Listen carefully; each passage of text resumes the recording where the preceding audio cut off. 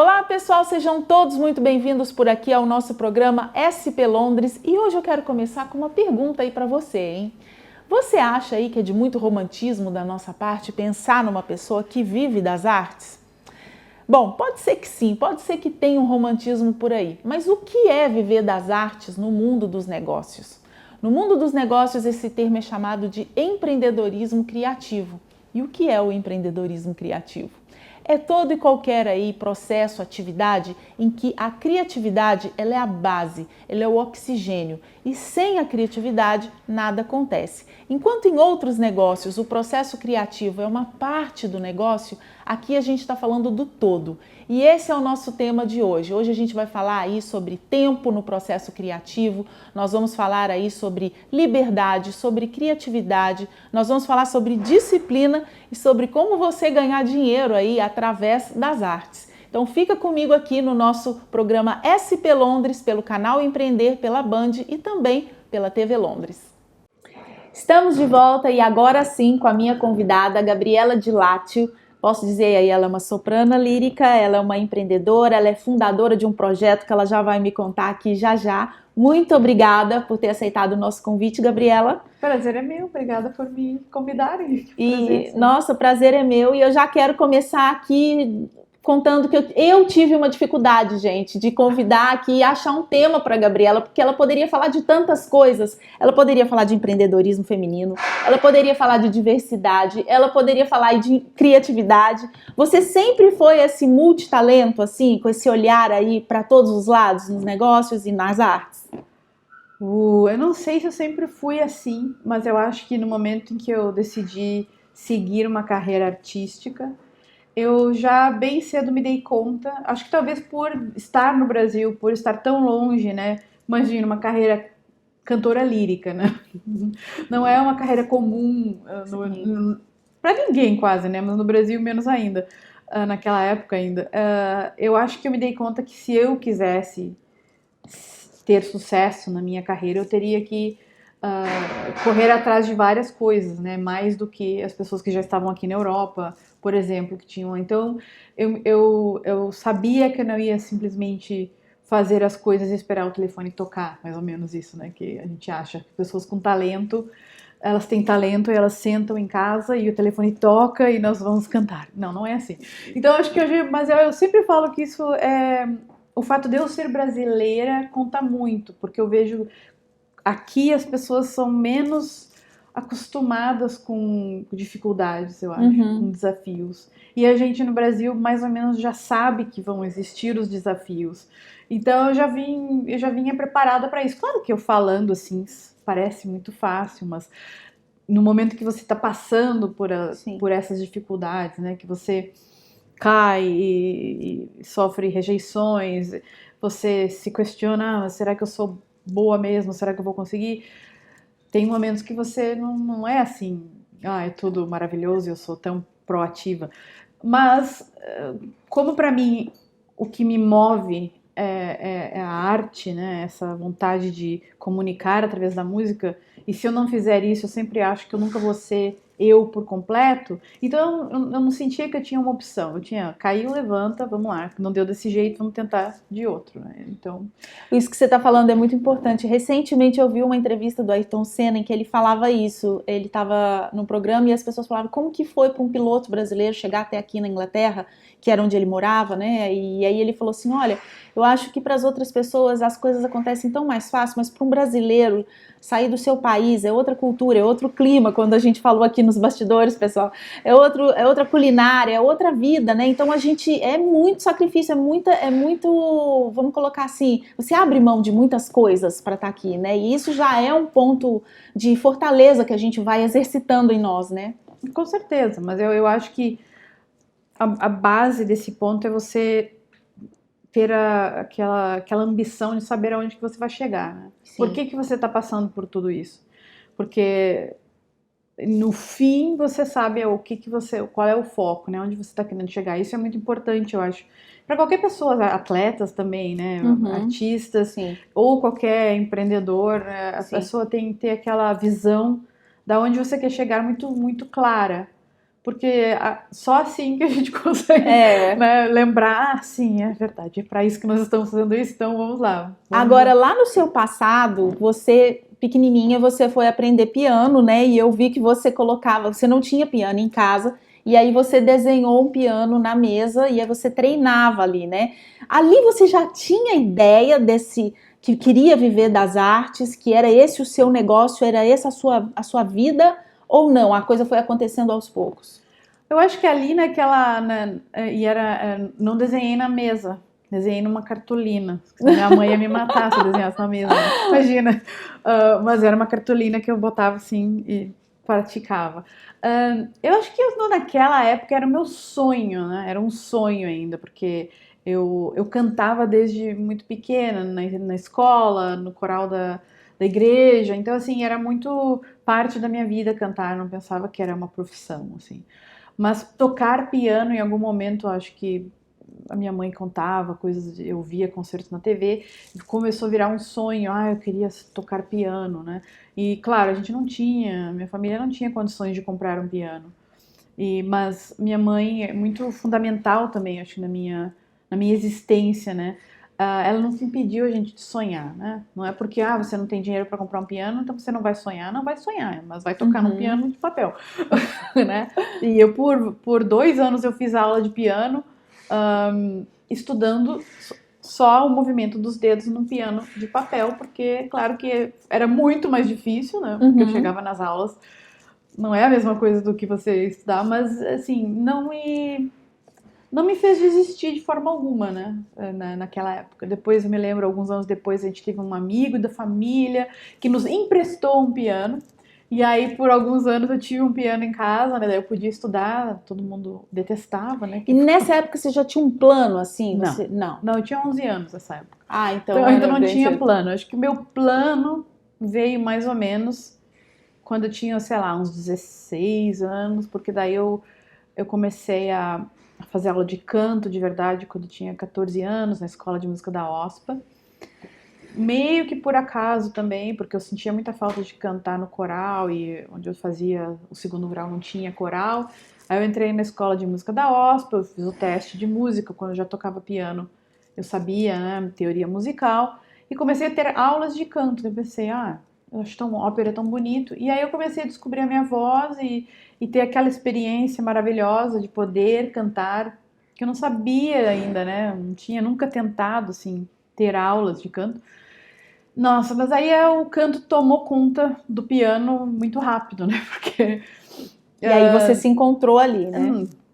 aí eu me encontrei, mas eu não tinha referências para mim de uma pessoa que eu conhecesse, brasileira, que tivesse tido uma carreira de sucesso na Europa, por exemplo, ou fora do Brasil, né? Porque eu sabia que eu teria que sair do Brasil. Isso eu sabia, se eu quisesse ter essa carreira. E eu não conhecia ninguém, né? Imagina, você nunca viu uma brasileira nos palcos fora do Brasil. Então, como é que eu teria assim, a capacidade de acreditar? Mas, mais uma vez, assim, a minha mãe sempre, assim, não, mas imagina, Beethoven era surdo, o Einstein era disléxico. Então, minha mãe, como sempre, né, essa figura, assim, que não interessa, não faço a mínima ideia como que você vai chegar lá, mas você pode chegar lá. Então eu continuava sonhando, né? Mas era assim, era um sonho. E tanto que meu primeiro vestibular eu não entrei para música, eu fui cursar arquitetura, porque eu também sempre gostei muito de matemática, de números. E olha só, o mais lógico teria eu ter feito engenharia, né? Mas mulheres não fazem engenharia, mulheres têm que ser arquiteta. Então eu entrei E esse para era o comecinho de um projeto que você foi desenvolvendo no na futuro lá época atrás. nem me dei conta, né? Sim. Então eu comecei a cursar arquitetura, paralelo a isso eu cantava, daí comecei já tinha 16, 17, 18 anos, minha voz já estava mais assim, a técnica estava fazendo mais efeito e a prática também. E numa dessas eu encontrei, estava fazendo um cachê num concerto em Pelotas, lá no sul do Brasil. E nesse concerto a gente era um pequeno grupo de 6 cantores fazendo só uma parte mais de coro para dois cantores muito famosos no Brasil, que eram Neide Thomas e Rio Novello. Ele era um italiano, um barítono italiano, e ela uma soprano brasileira que havia tido carreira no Metropolitan em Nova York e no Deutsche Oper em Berlim. E aí eu me lembro que eu ouvi ela cantar e eu fiquei assim, ela tinha, não me lembro quantos anos ela devia ter naquela época, não sei, 50 e pouco, 60, enfim. A voz dela era a voz de um anjo, assim. Aí eu pensei, bom, se algum dia eu quero ser aquela cantora que eu quero ser, eu tenho que estudar com ela. Então, meu planejamento, na verdade, começou ali. E ali você começou a se espelhar. Não, eu larguei a arquitetura e fui estudar com ela em Curitiba. E quando que você entendeu que você era uma marca? Porque hoje, pessoal, né, a gente está com um programa aqui em Londres e também no Brasil. Hoje você é um fenômeno, Gabriela, porque assim, você é uma das mulheres aí, das 100 mais influentes pela lista da BBC de 2018, hoje você é essa figura, o que você não teve no passado, né, hoje você é para muitas outras mulheres, né, então quando que você entendeu que você era uma marca, né, a marca Gabriela de Lation? Eu não sei se eu entendi que eu era uma marca, mas eu entendi que eu posso ser uma fonte de inspiração, acho que eu gosto mais, né? Ou ser aquele modelo de alguém que pode encorajar alguém a acreditar que eles podem chegar lá. Eu acho que eu me dar conta disso foi há bem pouco tempo, na verdade. Porque até então a gente, como artista, você tenta ser o melhor artista que você pode ser, né? Eu sempre falo que quando eu falo da Fundação Donner, que a gente vai falar daqui a pouco, eu falo que a minha vida como artista é antes do Donner e depois do Donner, porque, na verdade, eu me dei conta de muitas coisas após começar a Fundação, que antes, como artista, eu não tinha me dado conta, né? Porque até então, minha maior preocupação como artista seria me preparar ao máximo, né? Da minha habilidade, para que quando eu suba no palco, eu possa ser a melhor artista que eu posso ser naquele momento, porque o meu trabalho é fazer uma ponte entre a minha performance e o público, é realmente trazer eles para perto. E assim, eu sempre tive uma vontade muito grande de aproximar o público em geral da música clássica, especialmente no Brasil, né? Porque eu acho que existe essa ideia de que música clássica é elitista, é só para quem tem muito conhecimento. E eu muitas vezes tive experiências lindíssimas, assim, tocando em lugares nada a ver com música clássica, né? Já toquei em prisões, cantei em comunidades de pessoas muito simples, e o poder da música, né? Não importa o conhecimento de nada, né? Você toca o coração das pessoas. Então, para mim, esse era o meu porquê, assim, a minha vontade de ser artista sempre foi baseada nisso, assim, né? Então, até alguns anos atrás, esse era a minha maior conquista, eu fazer um concerto e saber que pelo menos uma pessoa saiu de lá melhor, saiu pensando naquela música, ou como eu pude ajudar ela a se sentir naquele momento.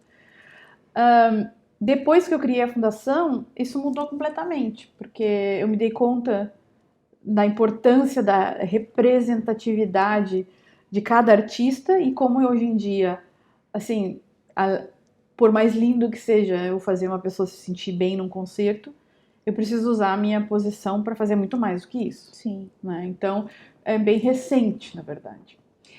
E eu venho de uma família de músicos também, de avô que tocava na banda, né? Então na minha família sempre foi muito falado isso, assim, da dificuldade que é viver da música, né? E quanto que às vezes a pessoa tem que ter 2, 3 trabalhos ali para ter um momento do prazer dela, né? Que é às vezes tocar na praça da cidade, né? Como era o caso do meu avô. Como que você viu isso, Gabriela? Você que pesquisou muitos nomes de mulheres que foram esquecidas na história, que a gente vai falar isso no próximo bloco, mas eu imagino que você deve ter visto muitas desistências, muitas pessoas que não tiveram, né, a sorte ou a disciplina, né, de continuar, ou a condição, às vezes, da vida. Para você isso também foi um momento, às vezes, que pegou para você ou não? Você nunca teve esse desafio de... Claro que tive, imagina. Eu acho que todos os artistas, né, e mesmo artistas de Hollywood hoje em dia, a gente ouve atores, atrizes, todo mundo tem 2, 3 trabalhos, né, no início. Eu, quando vim morar aqui, eu tinha uma bolsa no início, mas essa bolsa, porque trocou o governo na época, foi cortada no meio dos meus estudos, então eu perdi minha bolsa, então eu tive que conseguir um trabalho período não part-time, né, não período integral, para que eu pudesse continuar estudando e pagar o que eu tinha que pagar para o Royal College of Music. Então, assim, mas em momento algum desistir era uma opção. Então, assim, eu trabalhei sei lá, em escritórios, não cheguei a trabalhar em café, em coisas assim. Eu consegui um trabalho num escritório que eu falava várias línguas e ajudava. E assim, era o que tinha que ser pra... Vida real, né, Gabriela? É o que teve que acontecer naquele momento e era. Mas era difícil, assim, era difícil porque eu sabia tudo o que eu era e daí eu entrava naquele escritório, ninguém dava bola pra que você canta, não tô nem interessado, faz isso aqui. Então, assim, eu ficava muito chocada, assim, né, que eu vivia numa realidade que eu já estava cantando aqui, algumas coisas, né, e aí eu entrava num mundo que você é quase nada, né, um mundo que você trabalha no escritório e é tão fora, nada muito criativo, assim, então, claro que a gente tem que passar por isso, né, e eu vi também, como você disse, na história da música, na história de mulheres, não são mulheres, eu acho, mas todas elas, né, tiveram que passar por muitos desafios, né, e eu acho que mais ainda do que nós hoje em dia, porque dependendo do século, elas não tinham nem acesso à educação, Sim. ou se tinham, depois os maridos, os pais não deixavam elas usar os seus talentos, tinham que passar os seus talentos, sei lá, invenções para os maridos, ou músicas serem anotadas por um compositor homem para ser publicado, por exemplo, tem muitas histórias assim. Mas ainda assim elas continuavam, e eu acho que isso é... Esse é um traço do empreendedorismo criativo, né? O artista, né? Ele tem essa...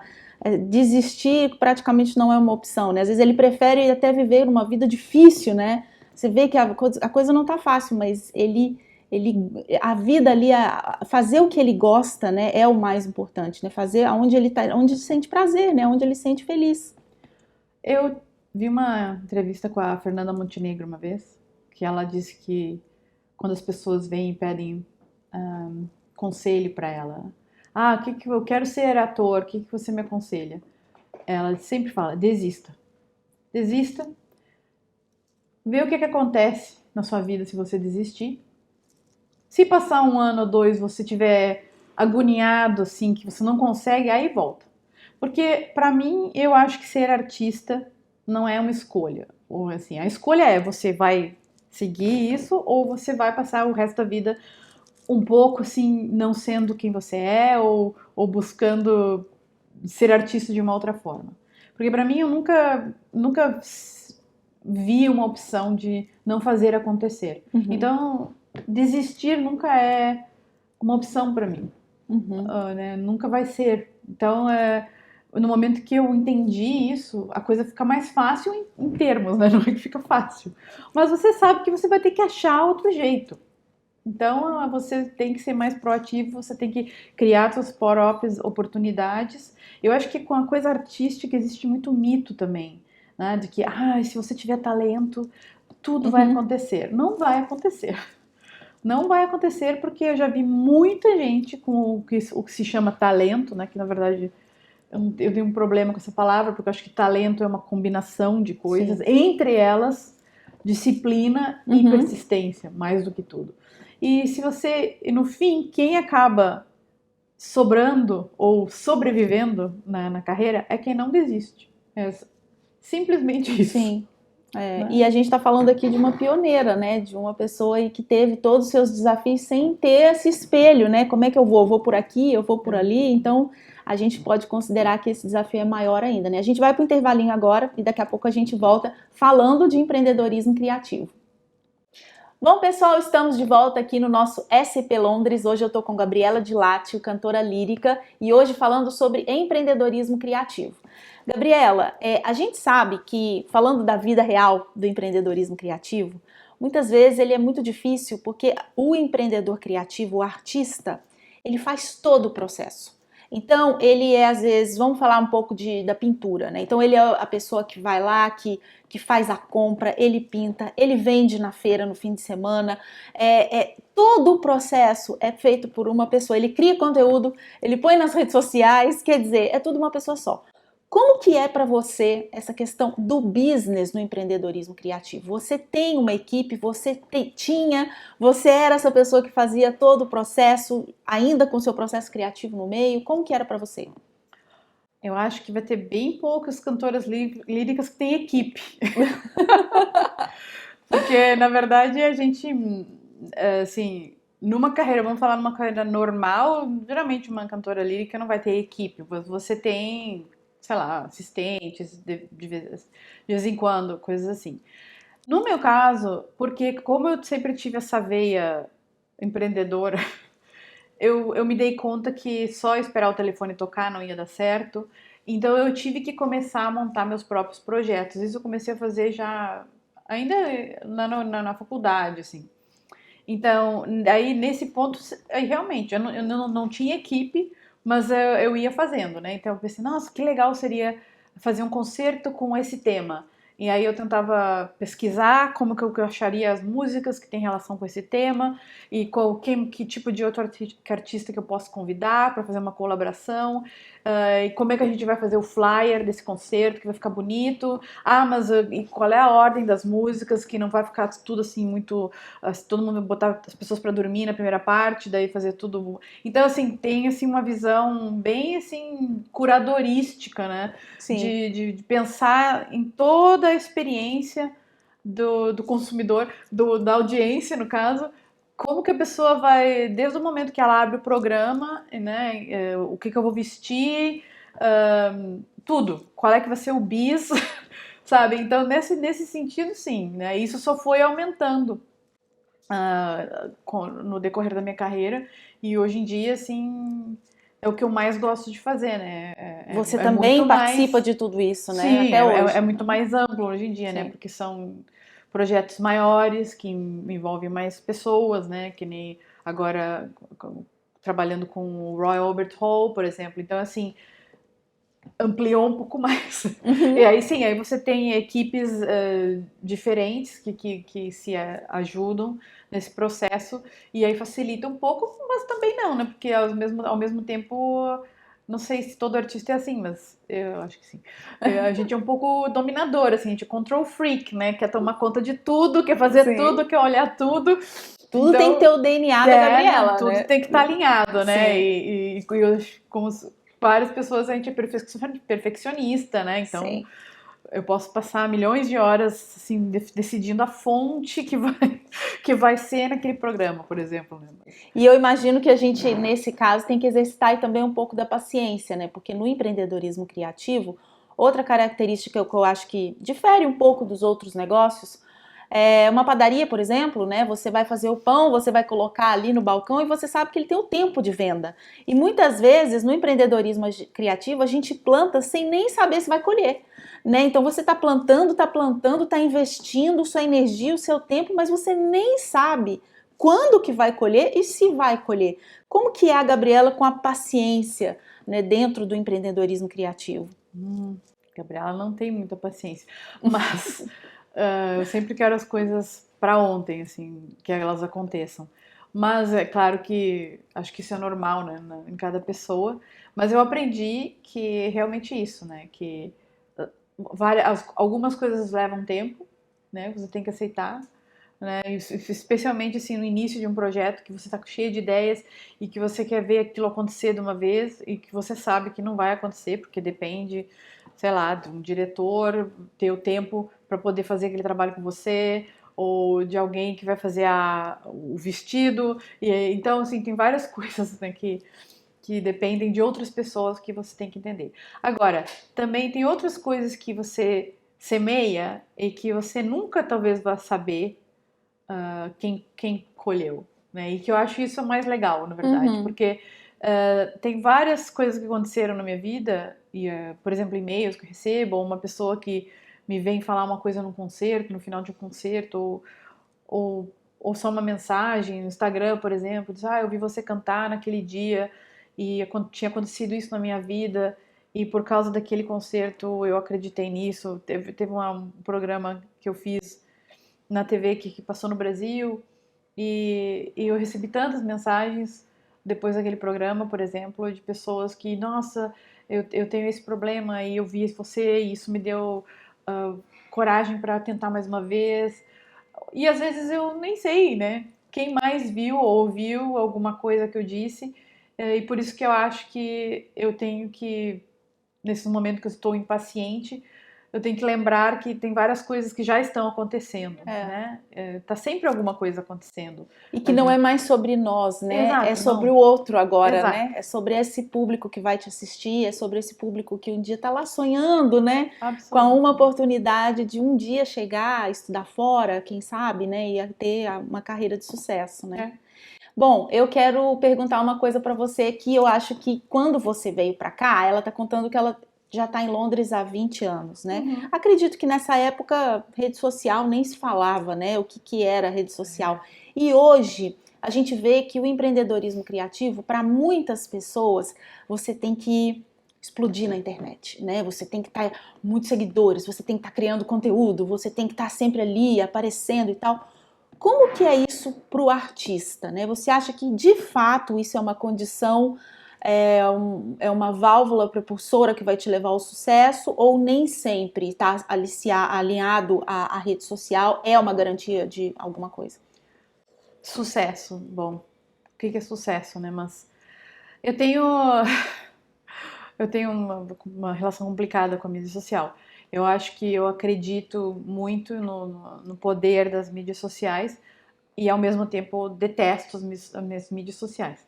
Porque eu acho que se você usa as mídias sociais e sabe por que está usando, aí sim, aí você deve usar. Mas o que milhões de seguidores pode ajudar um artista hoje em dia? Claro que pode, né?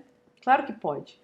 Mas vai fazer um artista? Não, daí não vai fazer um artista, né? Uhum. Aí como que aquela pessoa que tem 1 milhão de seguidores, vamos supor que fez alguma coisa por acaso, como é que ela vai se sustentar como artista? Bom, aí a gente não vai saber como, É. porque não vai ser sustentável. Agora, se você já é um artista e você quer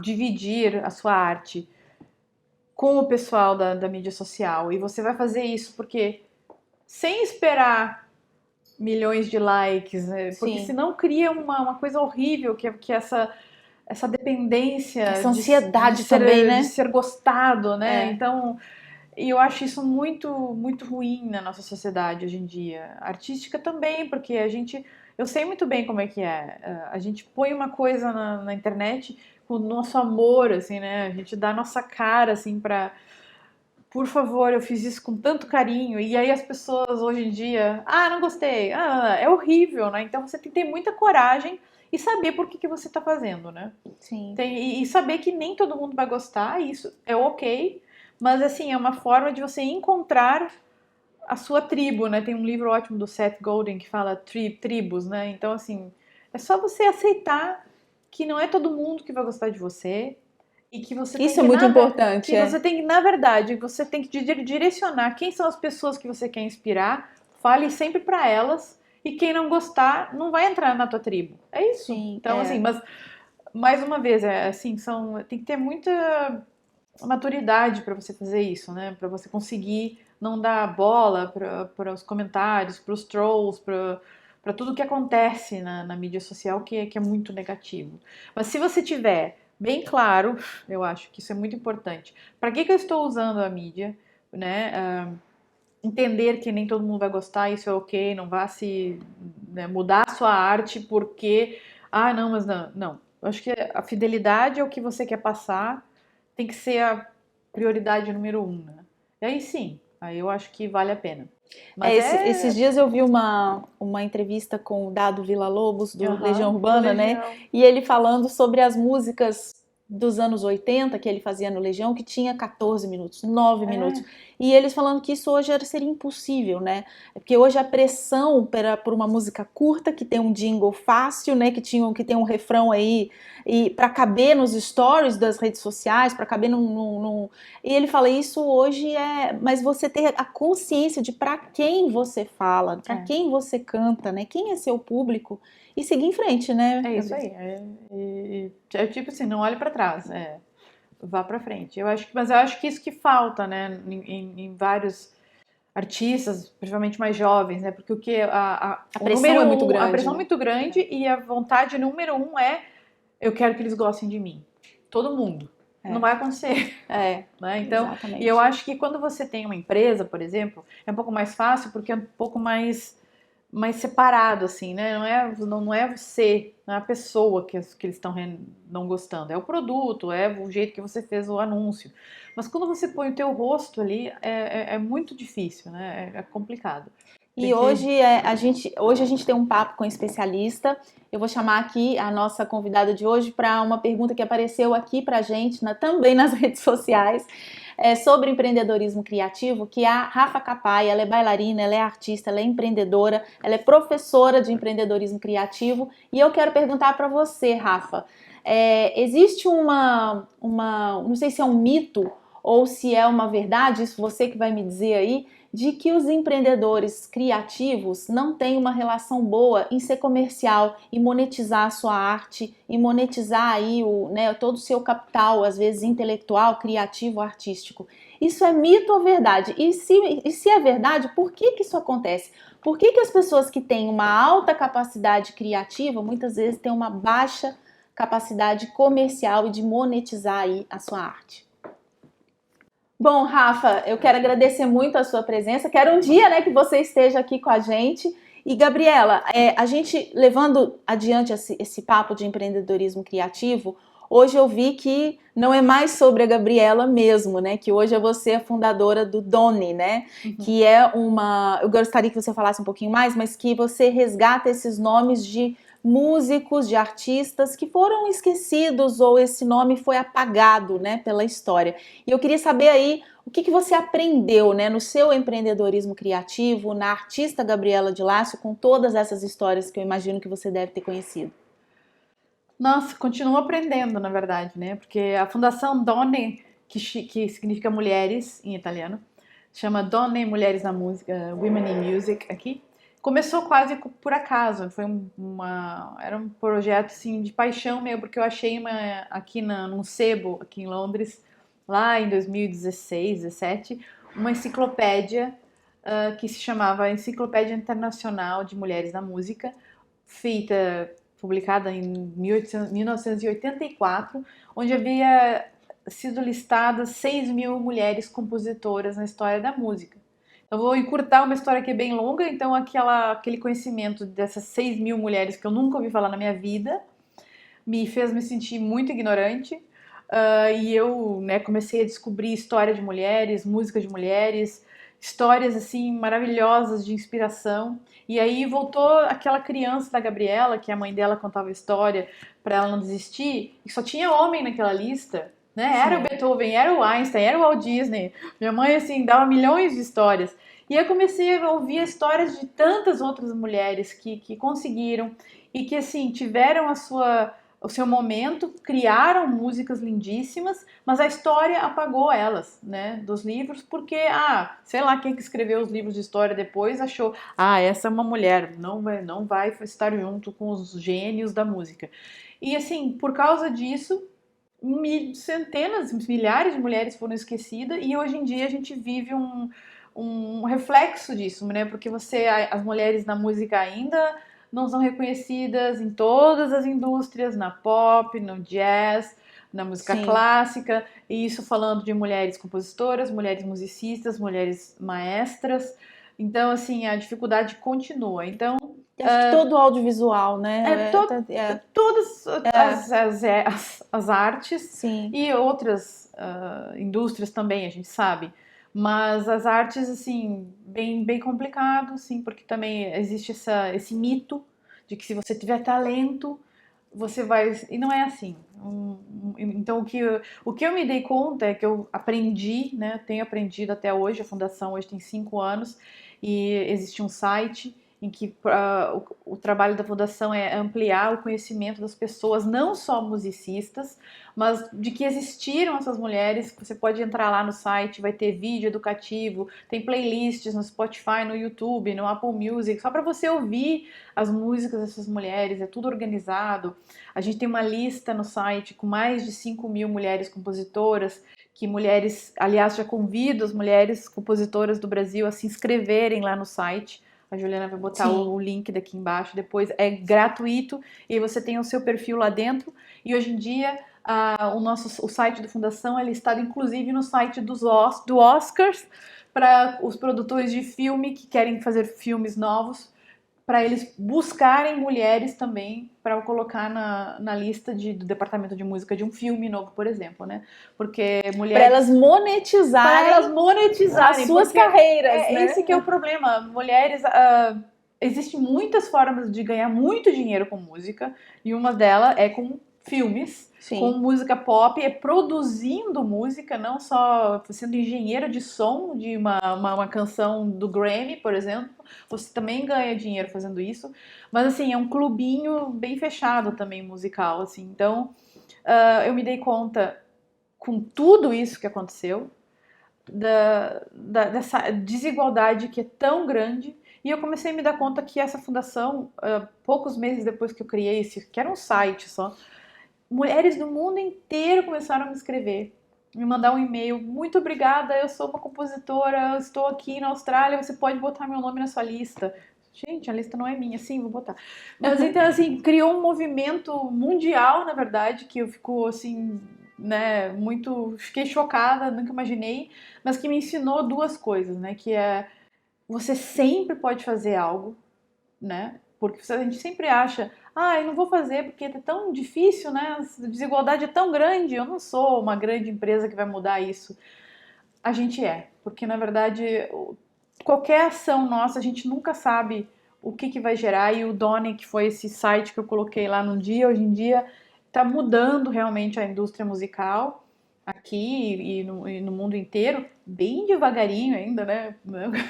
Mas é um movimento orgânico, né? Então, exatamente, que é o mais forte, assim. E ao mesmo tempo me dei conta que, assim, aquela Gabriela que queria cantar e mover uma pessoa num concerto, hoje em dia ela não consegue só fazer isso, né? Ela tem que, além disso, fazer algo a mais. E o que eu tento fazer hoje em dia é inspirar que as pessoas se deem conta dessa desigualdade, né, nos programas então, se eu vou fazer a curadoria de um programa, eu quero contar uma história com isso. Então eu vou incluir música de mulheres, óbvio, mas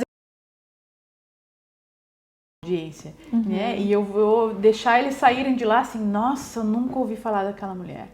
E aí sim, aí eu acho que assim, ok, eu plantei essa semente e essa pessoa e aí sempre, no final dos concertos, hoje em dia, que lindo, nunca ouvi falar dessa compositora, vou chegar em casa agora e vou procurar.